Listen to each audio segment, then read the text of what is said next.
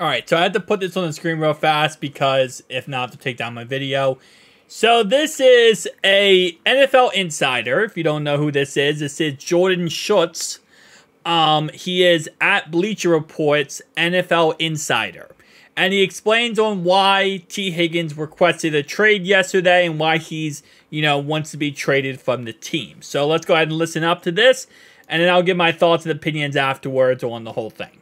Why in the world is he requesting a trade when he got Joe Burrow as his quarterback? He got Jamar Chase outside of him also. Why does T. Higgins want out so bad? He wanted a long-term extension that, quite frankly, I thought he earned. I reported Michael Pittman earlier getting, I think it was 71.5 over I want to say 3. So, if you're talking about the wide receiver one market, and you saw Mike Evans get 21 and 23 million basically. If Higgins could have gotten that type of extension, he would have been thrilled to get it. Cincinnati was not willing to do it. That's pretty much on par with how the Bengals operate. Which I'll stop real fast on this one because I do want to bring up this point. Adam Schefter said that they have not been in conversation on this long-term contract since last March. That's the last time they talked about this contract was last March, which means most likely the Bengals gave him a number and said, that's how much we're going to pay you, and we're not going over that. And he probably said, no, I want blank. And they said, well, tough luck, that's what we're paying you. And if there hasn't been any conversation since then, that means they're nowhere close to, each other's number. T is here, and the Bengals are here, and the Bengals are sticking to their guns and saying, we're not going to go any higher than this. So, I know there was some speculation that, well, maybe he said he wouldn't be traded so that it kind of got the, Bengals to go, hey, listen, maybe we do have to pay him more money, and we have to do this now. That's just not how the Bengals work. The Bengals do not care. You cannot pressure the Bengals into doing anything. That's just not how they work. Big spending team, small market franchise. So now you start to think about, if you're T. Higgins, what's my future here? We know we have to pay Jamar Chase. We've already paid Joe Burrow. Where do I fit in? And that's where the trade request came. And I think the tag is fine. I would anticipate that he plays on the tag. I don't think he's going to be traded. It's my understanding that it would take about a 2, maybe a 3 to get him. So if let's say you're Carolina or Tennessee, those are the two. I highly, highly, highly disagree with that. There is no way Cincinnati would accept a 2 or 3. I think the reason why we're not going to trade him is because Cincinnati will overvalue him and think that he's, not overvalue him. I think Cincinnati, they will overvalue him. I think he's worth the first-round pick, but Cincinnati will say that this guy is T. Higgins is worth 2 first-round picks or something like that, or first and whatever. They valued Jonah Williams as a first-round pick. They're going to overvalue T. Higgins and say that he's worth, this, plus the fact you had to give a contract, and no team's going to pay that. There's no way we would trade him, or we're going to be able to trade him, because Cincinnati's never going to accept what a reasonable offer would be for him. And that's just, it is what it is. They overvalue all their players. They thought Jonah Williams was a first-round pick. NFL's insiders, NFL commissioners, or not commissioners, but the GMs were saying, no, this guy's at best a 4th-round pick. And Cincinnati was like, no, he's a 1st-round pick. They're like, no, at best we would give you a 4th-round pick. It's not going to happen, right? They would literally have to go against how they work as a franchise to trade T. Higgins.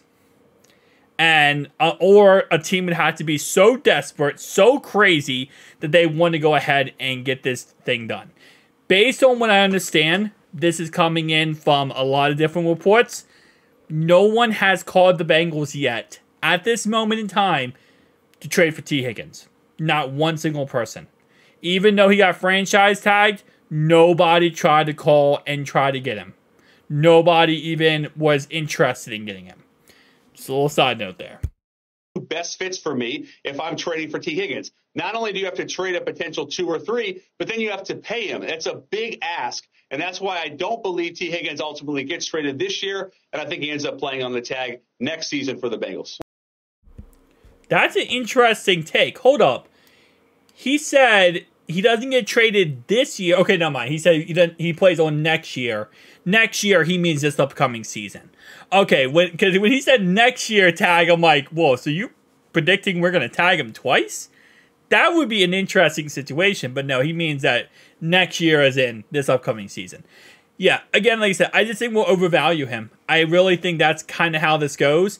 And as he said, it is very true, right? And I'm not going to downplay this, is that any team that trades for him is going to have to pay him, big boy money. They're going to have to pay him wide receiver 1 money.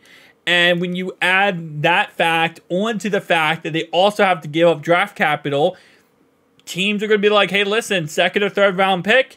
And Cincinnati's going to sit there and say, no, we're not talking unless he is at the very least, a first round at least. Here's the thing, right? If they have not talked since last March, why didn't they give him a non-exclusive franchise tag? This is what I really do not understand. You could have gave him the non-exclusive franchise tag, meaning that team would have to give us 2 first-round picks for the guy to talk to him and work out a contract with him. They did not do that, right? And instead, they went with the exclusive franchise tag. The non-exclusive franchise tag is cheaper. It is cheaper than the exclusive franchise tag. So we could have saved money on how much we were paying him, plus we could have went ahead and got 2 first-round picks if a team wanted him that bad. What? What are we doing? What are we doing? Well, now we're chilling with maybe a 3rd or 4th. Well, no, sorry, 2nd or 3rd, according to this guy. Yeah. I mean, the reason why we didn't give him the non-exclusive is because we thought we would work out a contract with him. But if Sheffer is correct here, and Sheffer is saying that no, they haven't even talked to T. Higgins since, last March, then clearly we're not trying. We're clearly just giving him a price tag and saying, dude, that's our price tag. Take it or leave it. And if you don't like it, we'll franchise tag you.